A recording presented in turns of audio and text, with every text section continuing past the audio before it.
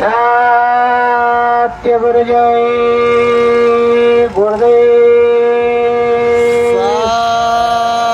सत गुरु जय गुरुदेव। सत्य गुरु जय गुरुदेव। सत गुरु जय गुरुदेव। सत्य गुरु जय गुरुदेव। सतगुरु जय गुरुदेव। सतगुरु जय गुरुदेव नाम किसका? प्रभु का। प्रभु का पावन नाम। सतगुरु जय गुरुदेव। मन मंदिर सतगुरु राम बसो। मन मंदिर सतगुरु राम बसो। इस गंगा तीरे नाम बसो। इस गंगा तीर नाम बसो। सतगुरु दया होई दिन राती। सतगुरु दया हो Bluetooth mode. राती। मन बुद्धि चितवान बसो।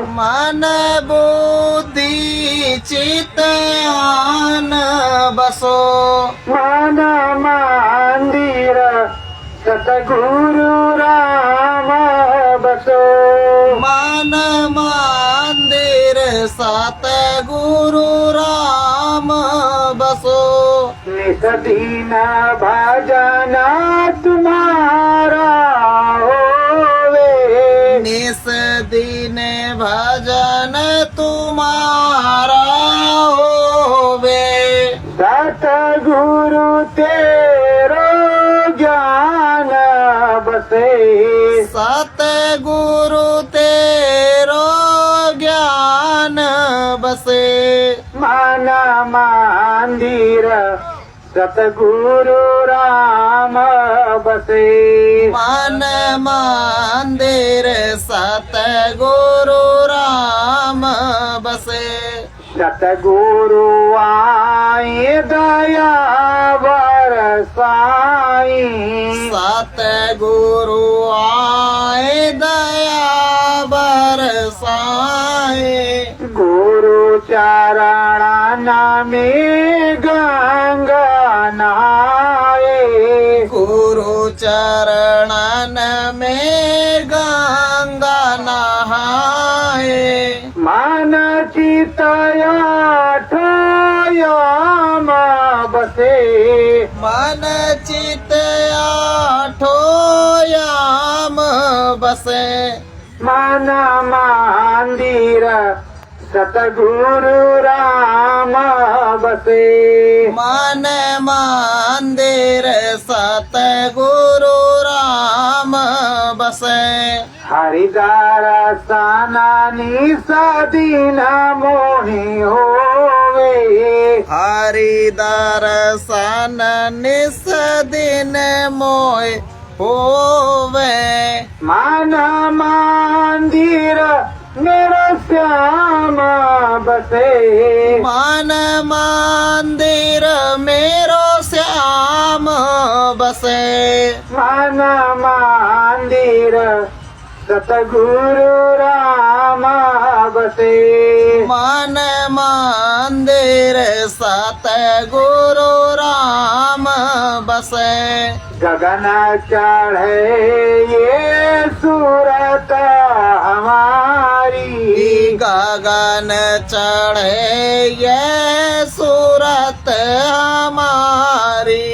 सतगुरु जी के धाम बसे। सतगुरु जी के धाम बसे। मन मंदिर सतगुरु राम बसे। मन मंदिर सतगुरु राम बसे। सत्य गुरु जय गुरुदेव।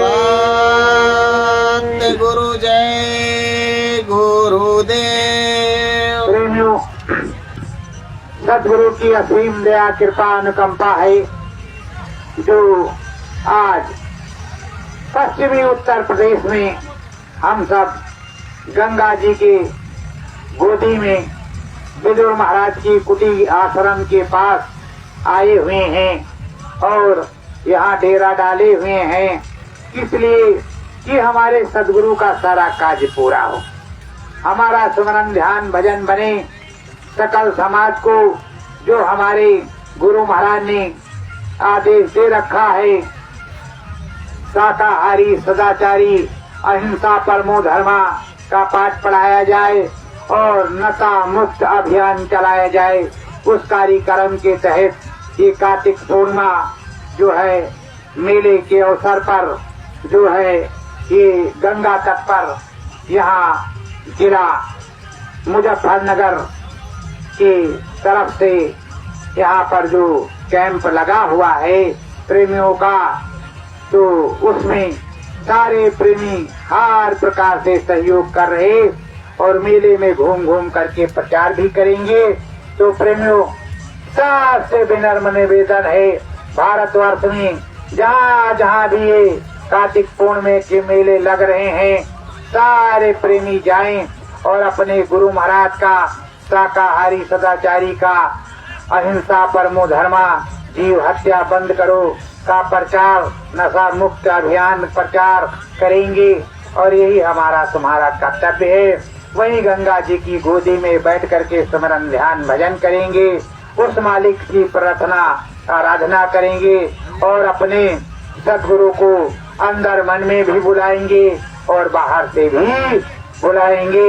ये हमारा तुम्हारा कर्तव्य है, अपने सदगुरु के वचनों का पालन, देश की सेवा, समाज की सेवा और निज धर्म कर्म, इस सनातन धर्म का जो कार्य है, जो हमारा तुम्हारा मानव सदाचार का काम है, वो सच्चे मन मंदिर में रह करके सच्चाई के साथ, लगन के साथ अपने देश की सेवा, राज्य की सेवा, समाज की सेवा, ये हमारे सदगुरु परम संत बाबा जय गुरुदेव जी महाराज ने सिखाया है, उसको हमको करना है और उस सदगुरु की दया कृपा हमको तुमको प्राप्त करना है। तो प्रेमियों, अपने मालिक की दया कृपा प्राप्त करके सारे काम को करना है, सकल समाज में रहना है और अपने गुरु की मिसाल कायम करना है। सनातन धर्म का जो हमारा काम है वो निस्दिन करते रहना है। तो प्रेमियों, हम राम भजन क्यों करते हैं, नाम भजन क्यों करते हैं? इस राम भजन को करने के लिए, नाम भजन करने के लिए हमें ये नर्तन मनुष्य जीवन मिला है। ये मनुष्य जीवन अमूलक मिला है। इस अमूलक जीवन को सार्थक बनाने के लिए ही हमें ये मिला है। इसको हमें सार्थक बनाना है। समरस सदगुरु के पास जाकर के नाम की बख्शीश लेकर के हमें नाम भजन गाना है। कहते कलयुग केवल नाम आधारा, सुमिर सुमिर नर उतरे पारा। तो कलयुग केवल नाम का आधार है और ये मनुष्य जीवन मिला है, तो हमें हरि का भजन, राम का भजन, प्रभु का भजन, भोलेनाथ का भजन, सदगुरु का भजन करना ही है। अपने अपने मत के अनुसार आए हैं तो उसको करेंगे। और देखो, तमाम संत महात्मा आए और उन्होंने जो समझाया बतलाया उसके अनुसार। देखो, रामायण के रचयिता रामायण में क्या लिखते हैं? मूंदेव नयन त्रिषितमय भयऊ, पुन चितवत कौशलपुर गयो। वो कहते हैं कि मन बुद्धि चित्त हमने जब एकाग्र चित्त किया, ध्यान योग साधना में बैठ गए और जब मन बुद्धि चित्त को रोक करके हम ध्यान योग साधना में बैठ गए और हमारा मन बुद्धि चित्त एकाग्र चित्त हो गया, जब हमारा शिव नेत्र खुला, दिव्य दृष्टि खुली, ज्ञान चक्षु खुला, तब हम अंदर में सीधे उस धाम में पहुंच गए जहाँ प्रभु राम जी बैठे हुए हैं। और प्रभु राम जी हमें बैठे हैं। वहाँ जब हम पहुँचे और उनको हमने वंदना किया, नमस्कार किया, प्रणाम किया, तो राम जी प्रभु हमारे हंसने लगे, मुस्कुराने लगे। तो गोस्वामी जी महाराज जिन्होंने रामायण लिखी वो बताते हैं कि हम ने जो देखा वो हम लिख रहे हैं। मुंदेव नयन त्रिषितमय भयऊ पुंचितवत कोसलपुर गयऊ मोहि बिलोक राम मुस्काही। तो वही समझा रहे हैं कि देखो जो कुछ मिलता है जीते जी मिलता है। मरने के बाद किसी की चिट्ठी पत्री नहीं आती, इतिहास जीते जी लिखा गया। संत महात्माओं का या किसी भी चीज का इतिहास जीते जी लिखता है और लिखा जाता है। यही वेद व्यास मुनि यही हस्तिनापुर परिक्षेत्र में रहते थे। तो वेद व्यास मुनि ने पूरा श्रीमद् भागवत ग्रंथ और श्री सुखदेव जी महाराज ने उसको सुनाना शुरू किया। शंकर भगवान कहावत है कि उन्होंने सुनाया, फिर इन लोगों ने सुनाया। अगर ये श्रीमद् भागवत अगर व्यास मुनि ने अगर उन लोगों ने महात्माओं ने नहीं लिखा होता और सदा सर्वदा पढ़ पढ़ करके सुनाई समझाई नहीं जाती तो आज हमें याद नहीं होती, ना हमें कोई जानकारी होती। इसी तरह रामायण है। रामायण अगर हम रोज नहीं पढ़ेंगे, चलो हफ्ते में या 10 दिन में राम कथा नहीं सुनेंगे तो धीरे धीरे भूल जाएंगे, अपना सनातन धर्म भी भूल जाएंगे। इसलिए अपने संस्कृति को जागृत रखने के लिए, कायम रखने के लिए, बराबर आगे चलाने के लिए उस कार्य को हमको करते रहना है। अब खुद करना है, अपने बच्चों को भी सिखाना है, समाज को भी बताना है और समझाना है। लड़ाई झगड़े से दूर रखना है, अहिंसा परमो धर्मा। सारा काम ऐसा करना है कि किसी प्रकार की जो है दुविधा ना हो, हमसे किसी का नुकसान ना हो, हमसे किसी का अनहित ना हो, हमारा हित ही हित हो। जो हमारा काम हो वो प्रजा का रंजन हो, देश का रंजन हो, देश का एक तरीके का मनोरंजन हो जाए और देश की जो है सनातन सत्ता में सबके दिलो दिमाग पर बैठ जाए। तो ये प्रभु राम की चर्चा, भगवान कृष्ण की चर्चा, नंद गोपाल की चर्चा, शिव भगवान की चर्चा, माता रानी की चर्चा, संतों की चर्चा, ये हमारे संत सदगुरु ने ही समझाया। हमेशा से संत सदगुरुओं का यही काम रहा कि अपने सनातन धर्म के लिए प्रेरित करना, अपने सनातन धर्म की सारी बात को बताना और समझाना, उसको कायम रखना और बराबर जागृत करना और जगाना। ये मेले क्यों लगते हैं, ये मेला क्यों लगाया जाता है? हमारे समर्थ संत सदगुरु परम संत बाबा जय गुरुदेव जी महाराज बताते थे इसके 2 मुख्य कारण। आपस में मेल जोल और अपने सनातन धर्म के लिए, गंगा माता के लिए, देवी देवताओं के लिए जो है श्रद्धा, और दूसरा ये काय का स्रोत। जगह जगह पे मेला लगा तो जो भी मेले में आए दुकानदार उनका भी लाभ और संत महात्मा आए उनका भी लाभ और देश का भी लाभ, हर प्रकार की लाभ। और वो संस्कृति अपनी कायम रही। अगर मेले में आए श्रीमद् भागवत के कथावाचक, राम कथावाचक, सत्संग प्रवक्ता या देश के बारे में बताने वाले, समाज को सुधारने वाले, तो जो जो बात होगी वो जो लोग वहाँ देखेंगे, सुनेंगे, समझेंगे तो कुछ ना कुछ तो उनकी माइंड में, दिमाग में, उनकी बुद्धि में आएगा। तो प्रेमियों, इस समाज में रह करके शाकाहारी सदाचारी रहना है, नशा मुक्त रहना है और देश के प्रति, अपने राज्य के प्रति, अपने गांव समाज के प्रति वफादार रहना है और सबसे ज्यादा वफादार अपने प्रभु के प्रति रहना है। ये जो हमें मनुष्य शरीर दिया है, ये मानव तोल पोल नर्तन जामा, ये नर्तन मनुष्य रूपी मानव पोल जो मंदिर दिया है, ये एक किराए का मकान है। इस किराए के मकान में रह करके हमको प्रभु का भजन करना है और वो किराया क्या है? भजन है। जब हम भजन करके किराया देते रहेंगे तो भवसागर में नाव की उतराई हमारी जमा होती रहेगी। जब नाम की उतराई, नाव की उतराई जमा होती रहेगी, हमेशा हमेशा के लिए हम रोज रोज जमा करेंगे, तो एक दिन जब हमारा समय पूरा होगा, हम यहाँ से जाएंगे, हमारा शरीर छूटेगा और उधर हम जाएंगे तो उधर धर्मराय के दरबार में हमारा फैसला होगा। जब हमने अच्छा किया है तो हमें अच्छी चीजें मिलेंगी, स्वर्ग वैकुंठ शिवपुरी ब्रह्मपुरी रामपुरी मिलेगी, जहाँ हम निष्कंटक निर्विघ्न रहेंगे और अच्छे से राम जी का दर्शन, शिव जी का दर्शन, प्रभु जी का दर्शन करेंगे और निस दिन उन्हीं के यहाँ रहेंगे। इस मृत्यु लोक से हमको मुक्ति मिल जाएगी, इस कर्म बंधनों से मुक्ति मिल जाएगी। कोई संसद गुरु मिल जाएगा, सच्चा रास्ता बता देगा, तो परमानंद सुख हमें प्राप्त हो जाएगा। प्रेमियों, ये जब मनुष्य शरीर मिला है तो इस मनुष्य शरीर के कई काम। सबसे बड़ा काम, पहले माता पिता की सेवा, देश की सेवा, समाज की सेवा, राज्य की सेवा और खेती दुकान दफ्तर मेहनत ईमानदारी से करना।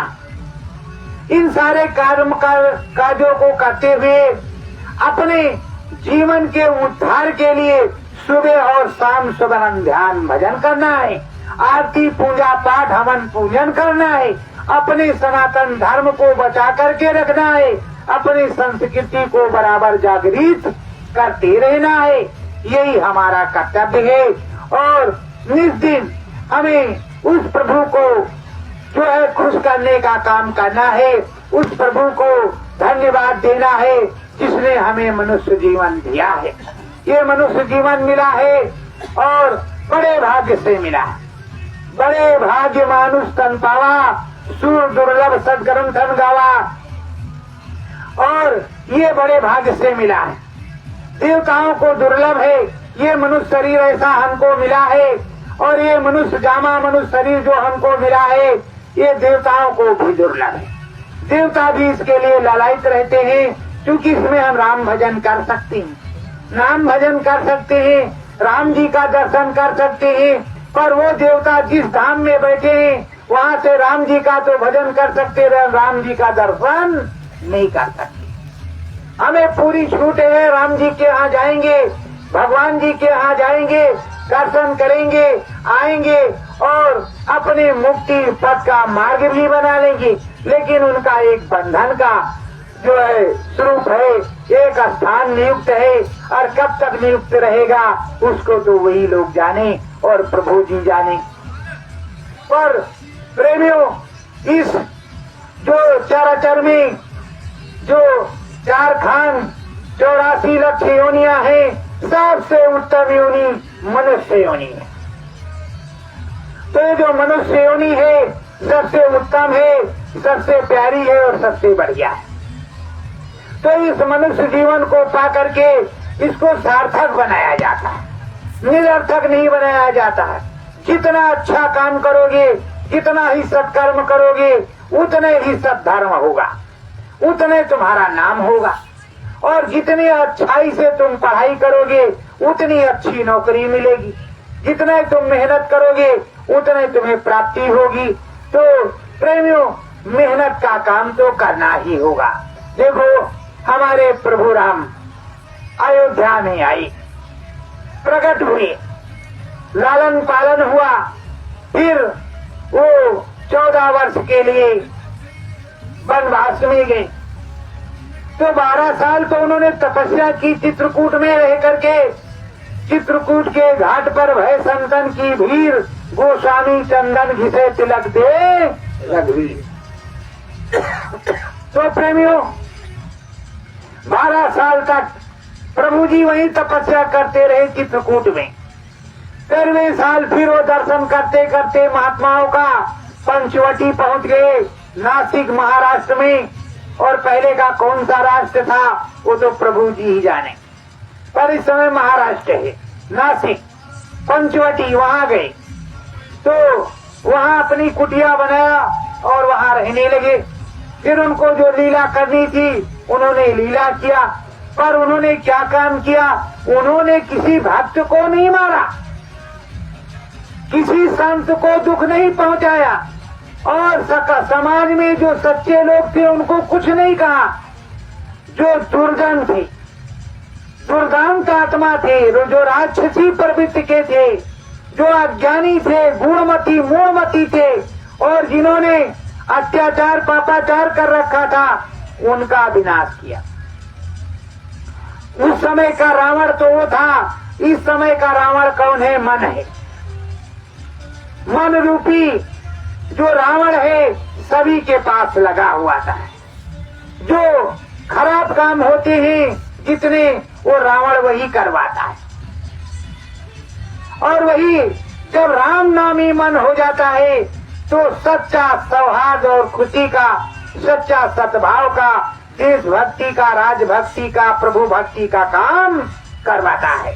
यही राम नामी मन। और वही जो है मन रावण रूपी। तो ये तो सब चीजें अपने पास ही हैं। और जो मन बुद्धि चित्त विरह विवेक है, इस विवेक से, बुद्धि से जो है सबको हराया जाता है। तो ये जो विवेक है, बुद्धि है, इसको जागृत करो और विरह विवेक बुद्धि से सारे काम को करो। समाज को सुधारो, देश को सुधारो और अपने हर वर्ग को सुधारो और संत समाज में लगो, हरि कथा करो, सच्चा कीर्तन करो, प्रभु का भजन करो। हमारे प्रभु परम संत बाबा जय गुरुदेव जी महाराज, सदगुरु जय गुरुदेव जी महाराज बराबर बताते रहते थे और अब भी बताते रहते हैं कि शाकाहारी सदाचारी रहो, अहिंसा परमो धर्मा। देश भक्ति करो, राजभक्ति करो, प्रभु की भक्ति करो, उस ईश्वर की भक्ति करो, उस नामी की और सतनामी की भक्ति करो जिससे सद्गति प्राप्त हो। और वही काल आज भी बचाया जाता है। तो प्रेमियों, इस देश में रह करके अपने देश की समृद्धि सुख के लिए पूरा काम किया जाता है। इस देश के मानवतावाद के लिए सारा कार्य किया जाता है और समाज को सुधारने का काम भी किया जाता है।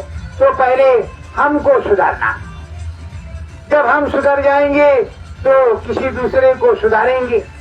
अगर हम ही नहीं सुधरे तो किसी दूसरे को क्या सुधारेंगे? हमारे सदगुरु ने बताया, प्रभु राम का आदर्श देखो, कृष्ण भगवान के आदर्श को देखो, संत महात्माओं के आदर्श को देखो, शिवी के आदर्श को देखो, राजा हरिश्चंद्र के आदर्श को देखो। ऐसे ऐसे आदर्शों का जो है आप पालन करो।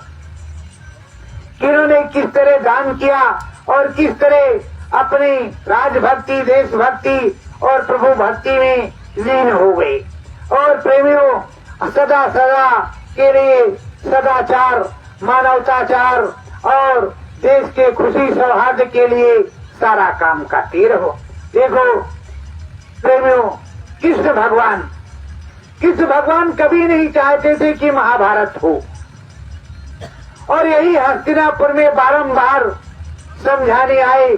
आखिरी में फिर दूत बन करके समझाने गए, फिर भी दुर्योधन नहीं माना।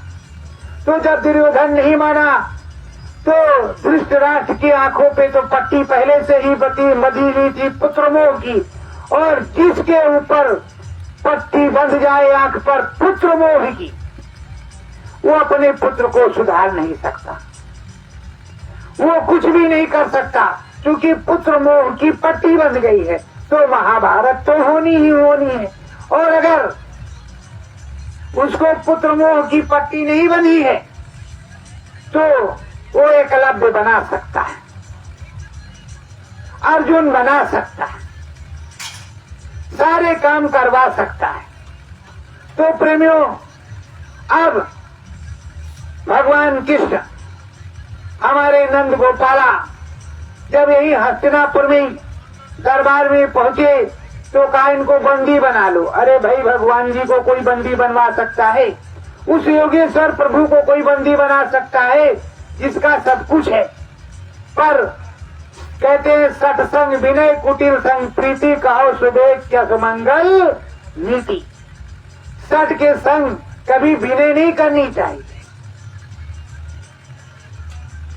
तो प्रेमियों, ये समझने वाली बात, भगवान सामने खड़ा है पर आप समझ नहीं पा रहे हैं कि भगवान है क्या, प्रभु है क्या, परमात्मा है क्या, वो हरि है क्या, इसको समझ नहीं रहे। इसीलिए संत महात्माओं ने कहा है, दरवाजे पे कोई भांड भिकार संत फकीर महात्मा आ जाए तो उसे एक चुटकी दो, उसे भोजन कराओ। रुपए पैसा न दो अलग बात, पर वो आए तो उस भूखे को भोजन कराओ, जलपान कराओ, खाने पीने की चीजें दो, शाकाहारी,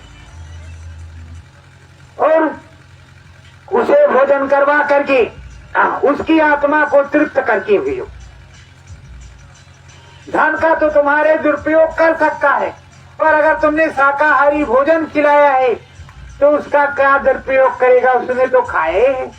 और जब उसकी आत्मा तृप्त होगी तो कहीं न कहीं से तुम्हें आशीर्वाद देगा कि प्रभु इन पर पूरी दया कृपा करो, हे भगवान इन पर दया कृपा करो, इनके घर में हर प्रकार से भंडार भरा है। तो प्रेमियों, सत्कर्म तो यही है। और देखो धीरे धीरे राम जी ने क्या समझाया और किस भगवान ने क्या समझाया, या किसी भगवान ने, जितने भी अपने भगवान हैं उन भगवानों ने सबको सद्भावना ही समझाई है, खुशी सौहार्द ही समझाया है, त्याग की ही भाषा समझाई है, प्रेम की ही भाषा समझाई है और माफी की ही भाषा समझाई है, माफ करने की ही बात बताई है कि पहले माफी नामा सीखो, जब माफ करो और जब फिर भी ना माने तो उसे सजा तो देना ही देना, पर पहले तुम माफी नामा की तरफ रहो, सुलह नामा की तरफ, और उस तरह रहो खुशी सौहार्द की तरफ और मेल मिलाप की तरफ रहो कि मिले रहो। और जब तक तुम हो सके प्रयास करते रहो कि किसी प्रकार का लड़ाई झगड़ा और अध्यक्ष ध्वंस ना हो। आप प्रेमियों, ऐसा हमारे प्रभु राम ने और कृष्ण भगवान ने समझाया है कि किसी प्रकार की लड़ाई झगड़ा करने से पहले सुलह समझौता से काम बन जाए, चिरौरी मिनती से काम बन जाए, श्रद्धा भाव से काम बन जाए तो ज्यादा अच्छा है। अंतोगत्ता होना तो वही है जो हो करके ही रहेगा। पर प्रेमियों, जो आदर्श है, जो बात है, जो संसाधन है, उन संसाधनों का पहले उपयोग करो, फिर जो है प्रयोग करो, पहले उपयोग करो। तो अब वो प्रभु जी हमारे राम जी कहते हैं, क्या कहते हैं वहां पर जा करके अनुसुईया के आश्रम में कि हे माता, तुम हमें और हे पिता, ये सब चीजें वो पूछते हैं अत्रि मुनि के आश्रम में, अनुसुईया और अत्रि मुनि के आश्रम में, तो वही पूछते हैं, समझते हैं। और हर आश्रम में, जबकि वो प्रभु है, भगवान है, ईश्वर है, त्रिलोकीनाथ है, लेकिन भगवान उनको कहते हैं भरद्वाज मुनि बसाई परागा। प्रयागराज त्रिवेणी संगम पे भरद्वाज मुनि बसे हुए हैं, उनके चरणों में सिर झुकाते हैं, प्रभु कोई मार्गदर्शन कीजिए हमारे तपस्या का और वन गमन में, और जहां हम अच्छे से प्रभु का भजन कर सके, जो भगवान खुद ही भगवान का भजन कर रहे। तो बताओ राम जी किस भगवान, जब खुद ही त्रिलोकीनाथ, तो किस भगवान का भजन करते थे?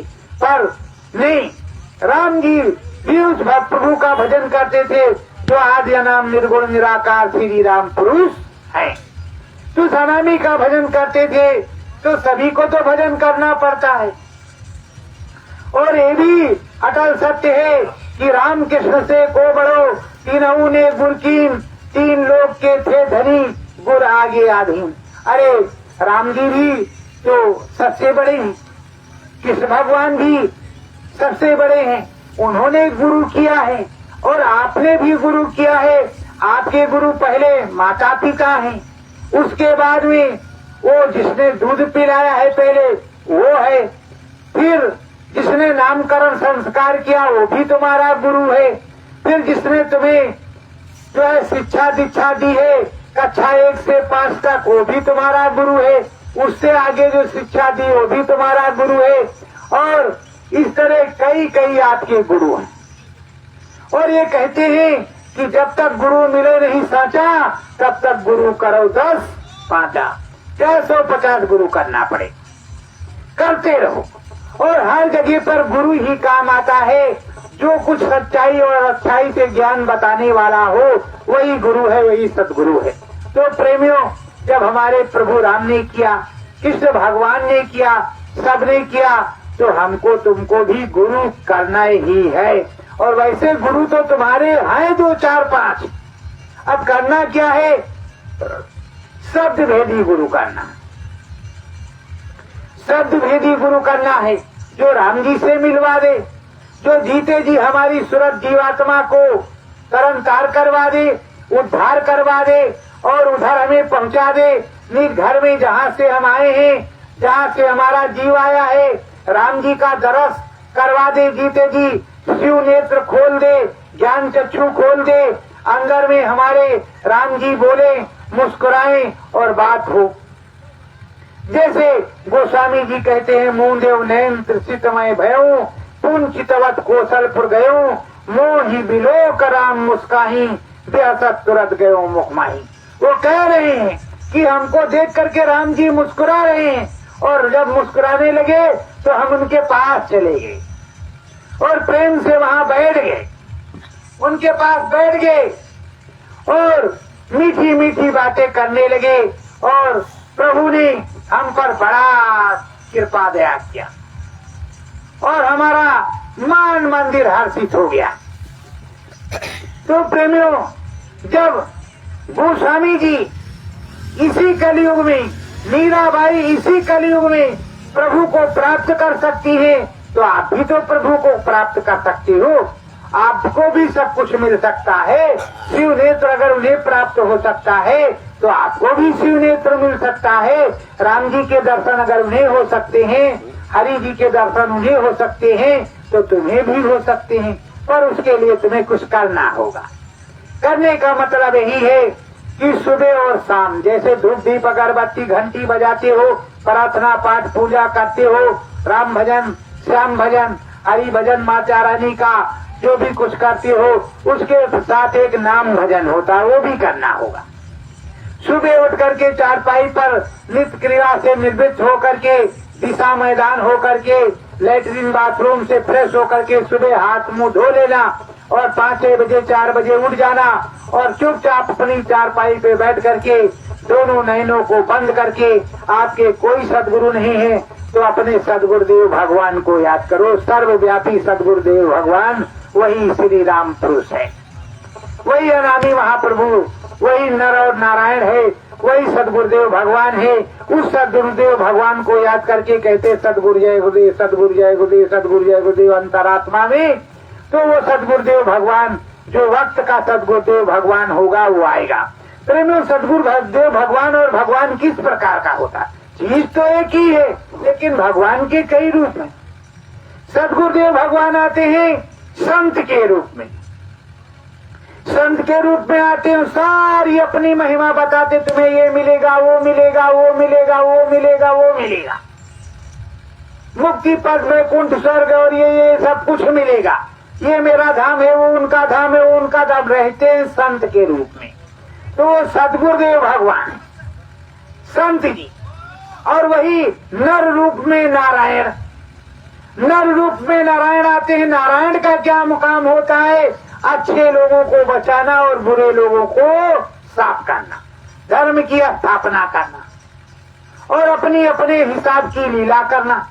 तो प्रेमियों, अब वो सदगुरुदेव भगवान और ये नर नारायण हरि भगवान, भगवान तो एक ही तरीके के हैं और एक ही रूप में आए हैं। बस फर्क यही है कि संत जो संत सदगुरुदेव भगवान जो है, उनके 2 हाथ 2 पैर और जैसे हम तुम हैं वैसे रहेंगे, और भगवान जी जो आए हैं वो भी वैसे रहेंगे। जो नर रूप में नारायण हैं वो भी वैसे ही रहेंगे। पर कभी कभी जरूरत पड़ी तो 10 हाथ 20 हाथ सहस्त्र हाथ धनुष बाण और चक्र गदा शंख सब प्रकट हो जाएगा, वो उड़ने लगेंगे। पर जो सदगुरुदेव भगवान है, संत भगवान है, संत भगवान अस्थायी रूप से चुपचाप साधना की बात बताएंगे, क्योंकि संत का हृदय नवनीत मंगलमय होता है, किसी प्रकार का की अहिंसा नहीं होती, हिंसा नाम की कोई चीज नहीं होती, अहिंसा परमो धर्म। तो हिंसा नहीं होती तो प्रेमियों वो तो सच्चा काम होता है। इसलिए सच्चे सदगुरु को, सच्चे प्रभु को, सच्ची सनातन सत्ता को तो मानना ही पड़ेगा। और ये सदगुरु जो है सच्चा अपना साथी है। सदगुरुदेव भगवान हमेशा से साथी हैं। और जितने भी भारतवर्ष में संत हैं वो संत इस कैटेगरी के होंगे कि अपने सनातन धर्म की रक्षा के पथ चलेंगे, अपने सनातन धर्म की बात बताएंगे, वो किसी मिलौनी में नहीं रहेंगे, तुमको शाकाहारी सदाचारी का पाठ पढ़ाएंगे, सनातन धर्म के प्रति, राम कृष्ण के प्रति, देवी देवताओं के प्रति, अपने भारत देश के प्रति प्रेरित करेंगे राम भजन नाम भजन करने के लिए। और जो धन माया के पुजारी होंगे वो कुछ भी कर सकते हैं, धन माया के पुजारी कुछ भी कर सकते हैं, पर जो सनातन धर्म के पुजारी, जो सच्चे राम भक्त हैं, वो देशभक्त भी हैं और राजभक्त भी हैं, और उनके लिए अहिंसा परमो धर्मा है, नशा मुक्त और अहिंसा परमो धर्मा। जीवों पर रहम करो, जीवों पर दया करो, ये उनका मूल काम और मूल उद्देश्य है। यही वो समझाते बताते हैं और यही कहते और समझाते और बताते चलते हैं। देखो हमारे यहाँ गुरु गोविंद सिंह आए, गुरु गोविंद सिंह ने और गुरु नानक साहब ने सिख धर्म की स्थापना की और वाहेगुरु का खालसा, वाहेगुरु का सारा काम किया। और उन्होंने समझाया कि अच्छा ही अच्छा करो और बुराई कहीं हो तो उसकी सफाई करो, सब कुछ बताया। इसी तरह तो हर जगह है और सब कुछ समझाया जाता बताया जाता है। तो प्रेमियों, हम सनातन धर्म वाले, हमें सनातन सत्ता में रहना है, सदगुरु का काज करना है, सदगुरु की बात माननी है, सदगुरु की बात करनी है और सदगुरु की सारी बाणी को समझाना है। देश हित में, समाज हित में, अपने हित में, गांव के हित में, ग्रह के हित में, जात की हित में, सारा काम इस देश के हित में ही करना है। जब देश के हित में सारा काम करेंगे तो सच्चाई से सारा काम हो जाएगा और उस प्रभु की वंदना भी हो जाएगी। देखो मेहनत ईमानदारी की कमाई सबसे अच्छी होती है। जब मेहनत ईमानदारी की कमाई होगी, किसी प्रकार का दुख नहीं होगा, किसी प्रकार का नुकसान नहीं होगा और किसी प्रकार का डर नहीं होगा। कहते हैं भाई पाप मत करना, थोड़ी ही करना, पर ये कहते पाप कैसे होता, कैसे पता चले? अरे भाई, जिस चीज को करने में डर लगे, जिस चीज को करने में डर लगे वो है पाप। और जिस चीज को करने में खुशी सौहार्द हो, अंदर में तुम्हें जो है खुशी सौहार्द हो, मन में उमंग हो, वो है पुण्य का काम। उसमें जांचने में कितनी देर, जिसमें तुम्हें डर लगे वो है पाप और जिसमें उमंग हो वो है पुण्य। अपना करते रहो। तो प्रेमियों, अब अपने इतिहास को तो उठा करके देखना ही पड़ेगा, राम भजन तो हमें करना ही पड़ेगा। और अगर ये कहो कि हमें एकदम से सुखी रहना है तो ना तो हमारे कृष्ण भगवान सुखी रहे इस मृत लोक में आकर के, और ना राम जी और ना कोई संत महात्मा, ना आप सुखी रह सकते हैं 100%। क्योंकि ये कर्म विधान है, कर्म विधान विश्व रच राखा, जो जस कीन तास फल चाखा। तो अगर दर्शन करना है तो ये मन मंदिर रूपी अयोध्या में दर्शन कर लो राम जी का, और चाहे चलो तो अवधपुरी जो ममपुरी सुहावन उत्तर दिश बहे सरजू पावन, अयोध्या धाम पहुंच करके राम जी का दर्शन कर लो। दो तरह की अयोध्या है। एक अयोध्या ये हमारा मन मंदिर है, इस अयोध्या में भी राम जी बसते हैं हमारे मनुष्य रूपी मानव पोल मंदिर में। और एक अयोध्या वहाँ उत्तर प्रदेश में अयोध्या जिले में अयोध्या है, राम जन्मभूमि है। और एक राम जी इस अयोध्या में भी बसते हैं, जो ये मेरा मन रूपी अयोध्या है। ये जो मनुष्य रूपी मानव पोल मंदिर वो प्रभु जी का ही बनाया हुआ है, इसमें भी अयोध्या है, इसमें भी राम जी बसते हैं। चाहे तो यहाँ मिल लो और चाहे वहाँ मिल लो, बात तो एक ही है।